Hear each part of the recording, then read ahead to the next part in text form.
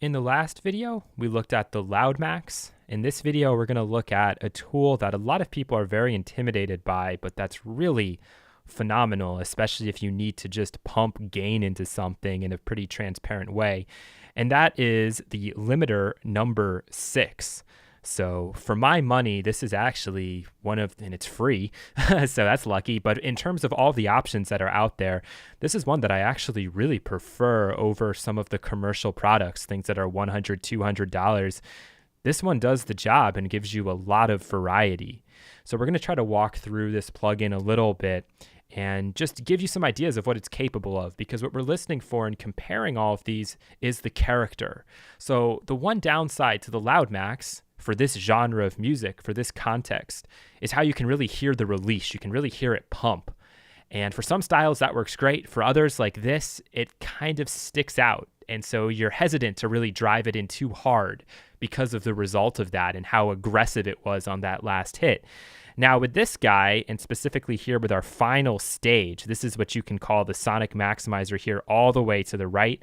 And I'm just going to switch this over to ISP Protect so we can see the metering that's going on. This is our final kind of maximization stage. And this is determining like the final, you shall not pass sort of indicator. So 0.2 is the brick wall, and whenever it goes past that, that is when it is limiting. So let's put this in digital mode first and start to drive into this. And because this is red, and because you'll see a red box around this, you would think that that means that the sound is getting degraded in a really audible way. But just listen to what happens.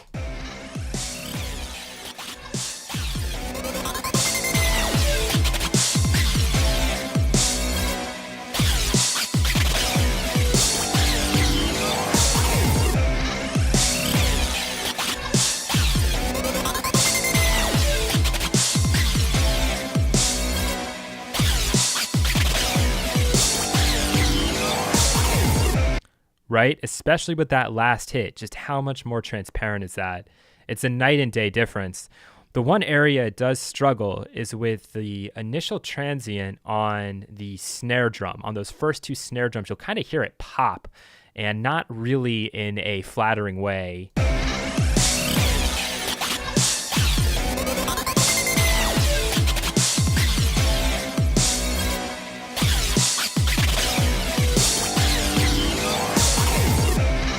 And if we're going to drive this all the way in, we'll actually almost be able to match our reference level, but that artifact will come out a little bit more.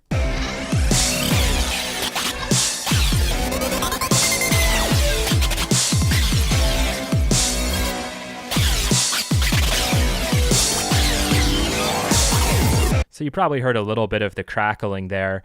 That being said, if this was 2010, 2009, maybe even a little bit earlier than that, people would have loved this. It would have actually worked. There's some music out there where for whatever reason they used maximizers, and I don't know when this was first made available, but there were some maximizers being used that really gave off very audible distortion when they were pushed too hard.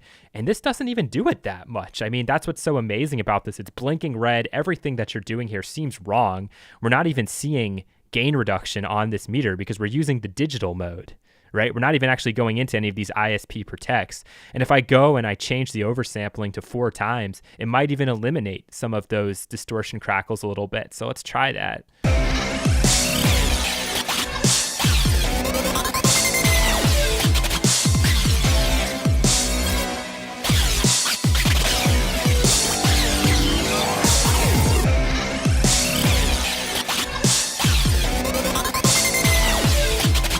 So only there at the beginning is it really giving us any serious amount of trouble.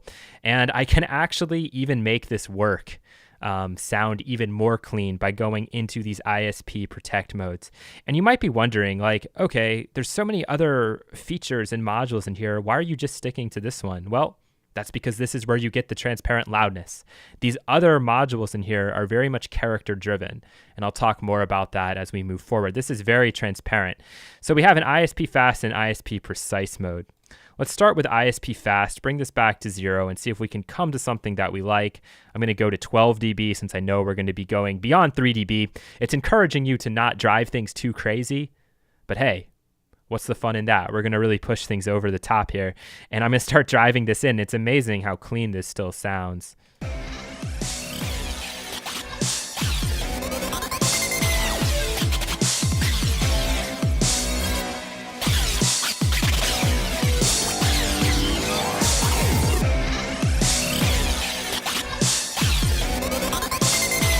And let's go all the way up just so you can hear it. You can tell now, actually, in this mode, you start to audibly hear the aggressiveness. And that's because, in my opinion, the signal coming in is probably a little bit too dynamic to be limited this aggressively. And so you probably wouldn't push it this hard, right? We'll go to a setting that sounds right. But first, let's try all the way to the max.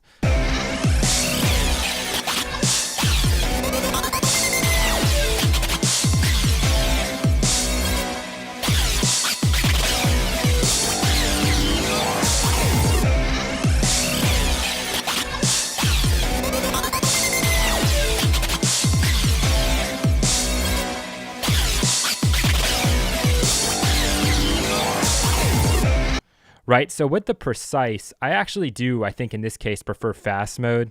I think on precise, it actually does, it's as precise as it says. It clamps down so hard that there's no way for it not to be a little bit more audible. But let's go to a setting that we kind of like here and just kind of go by taste.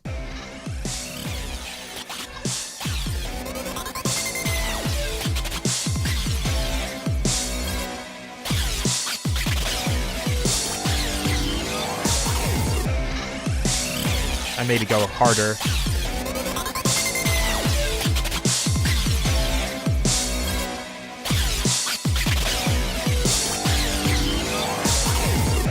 Yeah, I like the way it actually handles that last one. That's when it gets the most aggressive, but it's not that noticeable as compared to when it's pushed in too hard.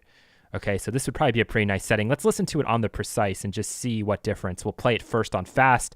Actually, let's go through the three different ones. Let's start with digital, go to fast, go to precise, and just listen for the differences. And as a music producer, this is what you're trying to do, right? You're trying to find what fits the song, what fits the context the best.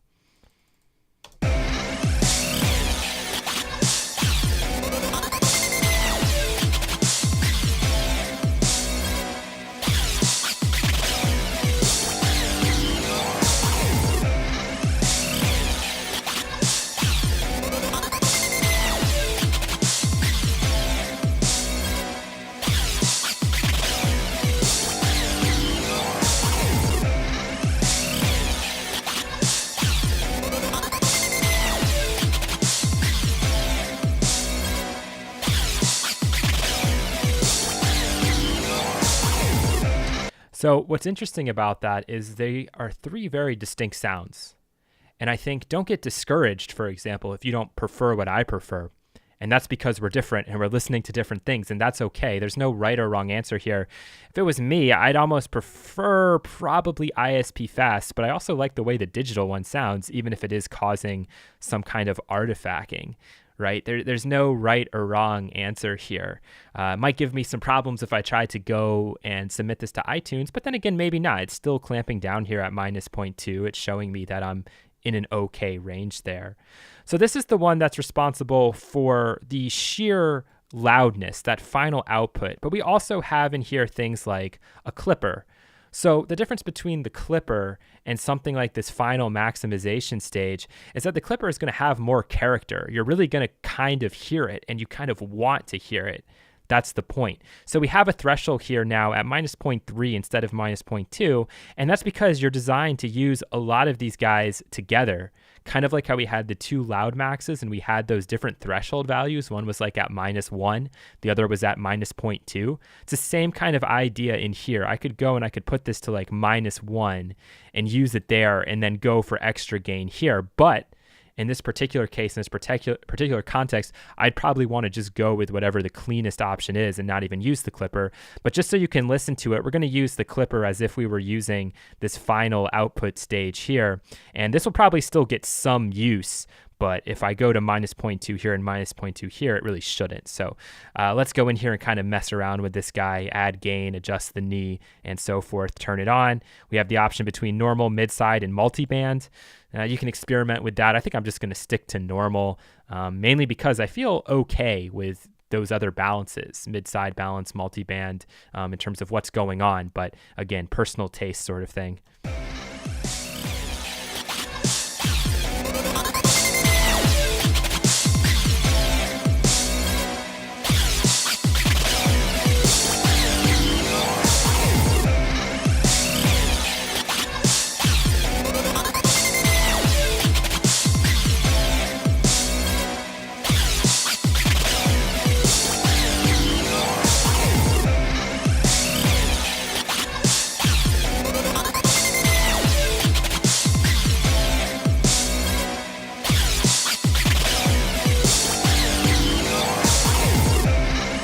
So this actually is working. It's sounding pretty good. We have the upsampling on this 4 times gain reduction. That seems to be what's working best. It's not making anything too audible.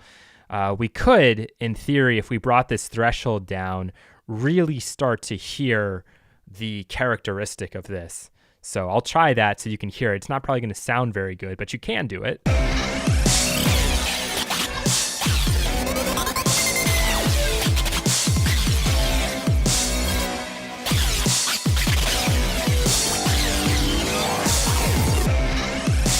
You can hear how aggressive it is with the distortion constant when we have that knee all the way down. It's kind of gain reducing at all times, similar to what we see with the knees in the compressor, right? It's just going to start kicking in sooner. And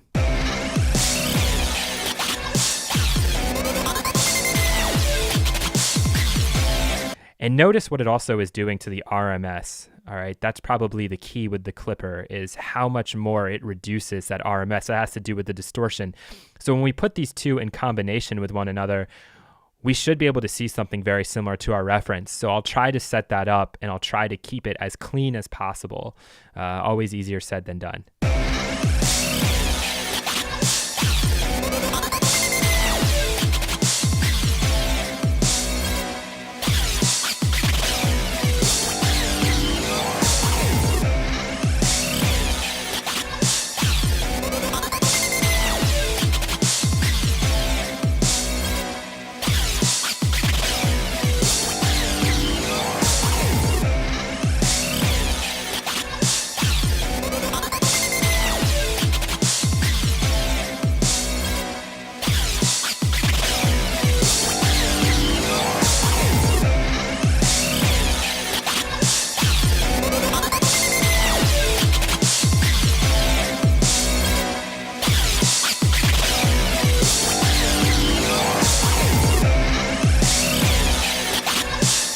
So we've now arguably achieved a louder result than the reference. Is it appropriate to do this? Probably not, but it shows that it is possible and that it still doesn't sound all that bad. And I think that's kind of the modern miracle with a lot of these tools. And some people listening to this are probably grabbing themselves and convulsing on the floor because of just how ridiculous and how aggressive this is. But I'm just showing you that it is possible, and that if you like the way it sounds, you know, who am I to judge you? Who's anybody to judge you, right? It's your music. You can do whatever you want to it. So that's how you'd work with the clipper, and the clipper can then really be the thing that can drive that RMS, especially with these knee values and kind of driving into it aggressively. It's certainly possible to get some very interesting results. We have a peak limiter in here, and this peak limiter, if we move over to the left, is very similar to what we just saw with the Loud Max before, in that you should expect to kind of hear the character of the processor itself. You should kind of hear that release. So when we get to that final cymbal hit, it should be kind of aggressive, and you'll really hear it kind of clamp down on that. So we'll leave the threshold here at 0.3, and we'll start to drive into this. We have some different modes. We have like a soft mode, which is not going to be as brick wall-y. It's going to let some of the signal still come through, which is not what I want. Obviously, it will be caught over here by the ISP protection. So we're good And we can even kind of compensate by turning the output down here as it's coming out of that. But still, I'm going to go with the brick wall because I think for this particular genre, this is what I would normally do. And because I want it to catch that initial transient, I want it to pull down on that. All right, so let's go ahead and start to mess around with this guy. We have a couple of different modes for the speed of the release. We can keep it fast, keep it kind of loud and proud and punchy, or we can slow it down, in which case you'd expect it to be a little bit more transparent because it's never, or it will, but it won't come back to zero as quickly, but it will lose some of that edge. And this then depends on the style of music. If you're doing something aggressive like this, you want the fast time because it will be aggressive. It's like a pop song. You want to even out the level.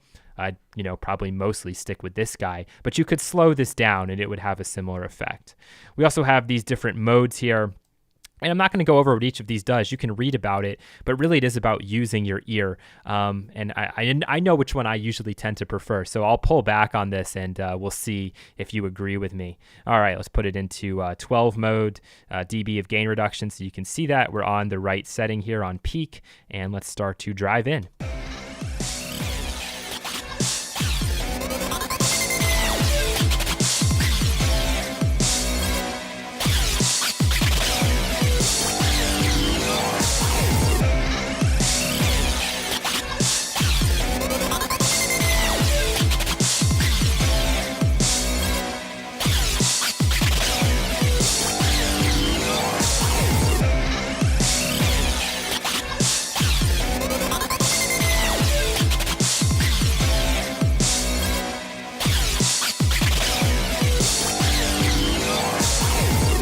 So I'm sure you're hearing how this sounds quite similar to what we just had with the Loud Max, especially on that last cymbal crash there.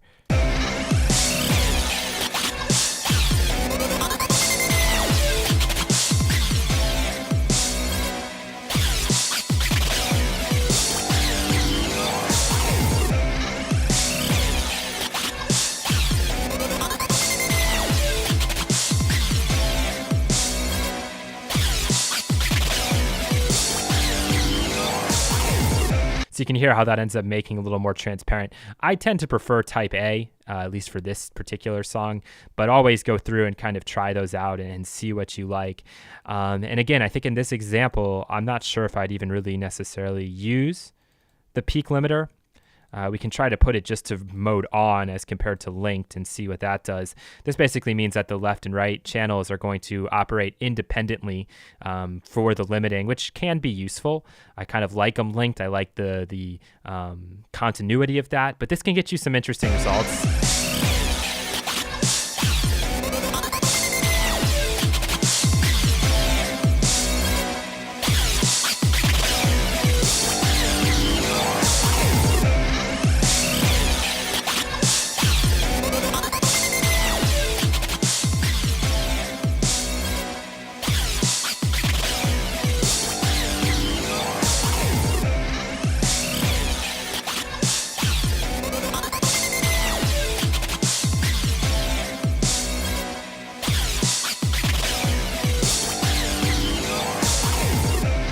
So I kind of like the way that sounds with a setting like that. And then we could obviously go in and try to get a little bit more gain coming through here at the final stage. So we also have a high frequency limiter. It is what it sounds like. It's going to focus specifically on the high frequencies, and that's what it's going to be limiting. In a track like this, it might be useful because of the cymbal crashes and that being really the thing that's driving all of the gain reduction here. If we just focus in on that, perhaps then we can get something better out of our final loudness stage here. So we can experiment with that. This one really is going to have to be done in conjunction with the other. So let's take a listen.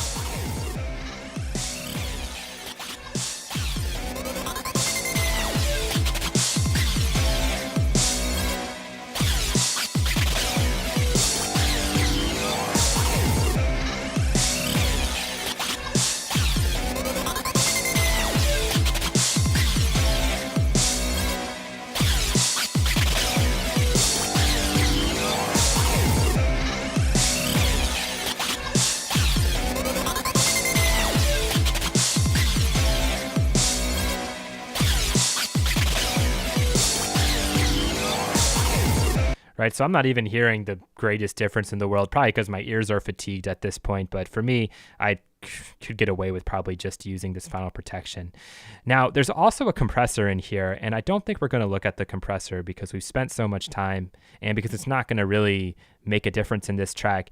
It is worth mentioning, though, and maybe we will just use it here quickly, that this is not a compressor that's really going to be able to clamp down on peaks for you. It's meant to be more of a punchy compressor to let some of that transient through, or by default, it's set to 1 second before it even kicks in. So that's letting almost everything through if you think about it.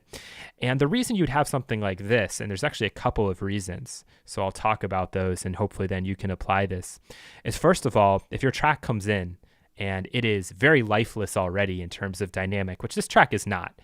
By no means is this track already coming in here overly squashed. But if it was, we could come in here and we could actually set this up almost to something a little bit, here it's considered a faster time, but for how it would work, it would almost be slower because you really would start to then hear the transient popping through. Right?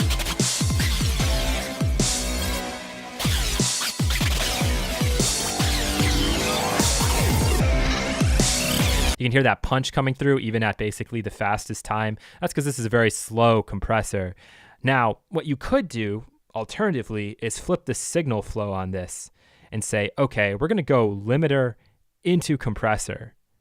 And if we go limiter into compressor, then what it means is if the limiter squashes all of the life out of this, we could try to add a little bit back in with the compressor before that final stage here at the end. So it's basically just flipping these two guys around. And there would be reasons in times to do that. So this isn't just like a wasted feature in here by any stretch of the imagination. For this track, the compressor wouldn't want to use it, I don't think. I don't think it needs any more compression coming in. I think it's punchy enough already, but just a personal opinion there.